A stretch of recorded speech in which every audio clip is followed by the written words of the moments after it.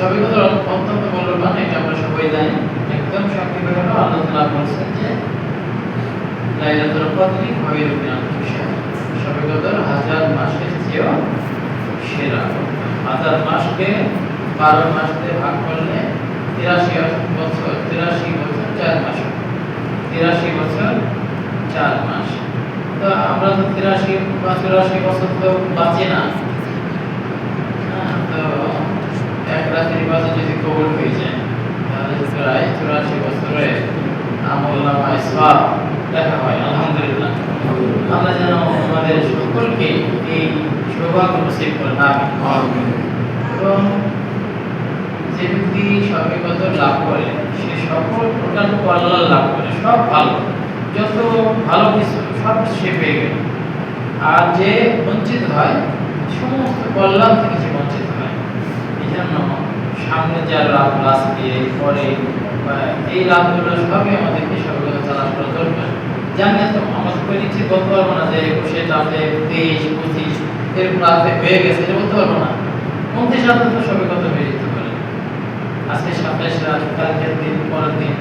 এই জন্য আমরা প্রতিদিন রমজানে রাতে আমরা সবে কদরের জন্য ইবাদত করা, নফল নামাজ, জিকির, কোরআন তেলাওয়াত, তাহলিল, আল্লাহু মুনাজাত, বিগত গুনাহ যেন ক্ষমা চাওয়া, ইস্তিগফার পাঠ করা, অন্যের যদি কোনো হক আমার সাথে আপনারা থাকে সেই হকগুলো আদায় করা। কারণ অন্যের হক আল্লাহ তাআলা দোয়ার মাধ্যমে মাফ করেন না, অপরের হক আল্লাহ তাআলা এটা পরিশোধের মাধ্যমে বা তার কাছ থেকে নিজেকে মুক্ত করা, বলে হোক, হয়ে হোক, তাকে বুঝিয়ে হোক, তাকে মাফ চেয়ে হোক বা দিয়ে হোক, আর যে কোনো উপায়ে মানুষের হককে আগে দিয়ে দিতে হবে। এবং এই বিশেষ রজনীতে বাপ মার অবাধ্য সন্তানও কিন্তু ক্ষমার অযোগ্য থাকে।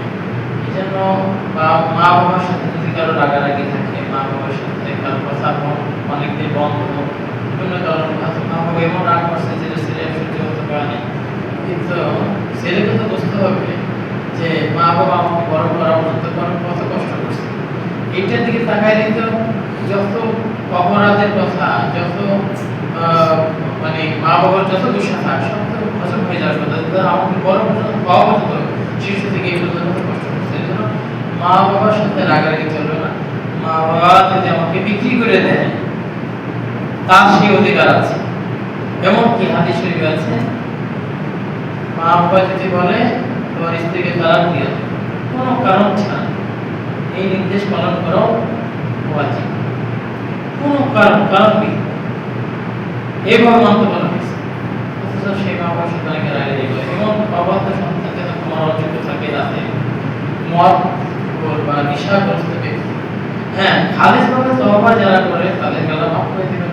আর মা বাবা যাদের জীবিত নাই কিন্তু অন্যায় হয়ে গেছে কখনো, তাদের জন্য দোয়া করা এবং তাদের বন্ধু বান্ধব, আপনজন, তাদের কলিগ, তাদের বন্ধু বান্ধবী, তাদের সাথে সদ্ব্যবহার করা। এর মাধ্যমে আশা করা যায় আল্লাহ আলামিন এই হাদিস শরীফে আছে, তুমি অবাধ্য ছিলে, তোমাকে বাধ্যগত সন্তান হিসেবে তোমার নাম পরিবর্তন করে দেওয়া হবে। সুবহানাল্লাহ। কিসের মাধ্যমে? মা বাবার বন্ধু বান্ধব কলিগদের সাথে যদি আপনি সদ্ব্যবহার করেন, তাদের সহপাঠী সহকর্মীদের সাথে যদি আপনি সদ্ব্যবহার করেন, তাহলে আপনি মুতিয়ে হিসেবে অর্থাৎ মা বাবার বাধ্যগত হিসেবে ওনার কাছে নাম পরিবর্তন হয়ে যাবে। আপনার আগে অবাধ্য ছিলেন না বাধ্যগত হয়ে যাবে। যাই হোক, বলার উদ্দেশ্য হলো যে আমাদেরকে ক্ষমা চাইতে হবে, কারণ এটা 1 বছর পর পর আসে। এই জন্য আমরা একটু সময় এলাম ক্ষমা করার তাদের কাছে, যদিও টাইম আছে নামাজ শুরু হওয়ার কথা, কিন্তু একটু কথা বললাম। অর্থাৎ নামাজ আমাদের যথাযথ হয়ে যাবে। আমরা 20 টাকা তারাবি যেমন করি, নামাজের পরে যেমন বেতের নামাজ করি, ঠিক একইভাবে নামাজ হয়ে যাবে। নামাজের পরে মোনাজাত হয়ে যাবে। এরপর সারা রাত মসজিদ আমাদের খোলা থাকবে। আপনি সারা রাত ইবাদত করতে পারবেন, বাইরে ইবাদত করতে পারবেন। কোনোভাবেই যেন এমন না হয় যে আমাদের আবার সাহারি এবং ফজর নামাজ কাজা হয়ে যায়। এটা খেয়াল করেন, এটা খেয়াল রাখা জরুরি। যাই হোক, আল্লাহ রাব্বুল আলামিন আমাদের সবাইকে আল্লাহ তাআলা আপন হওয়ার তৌফিক দান করেন, সবাইকে লাভ করার তৌফিক দান করেন।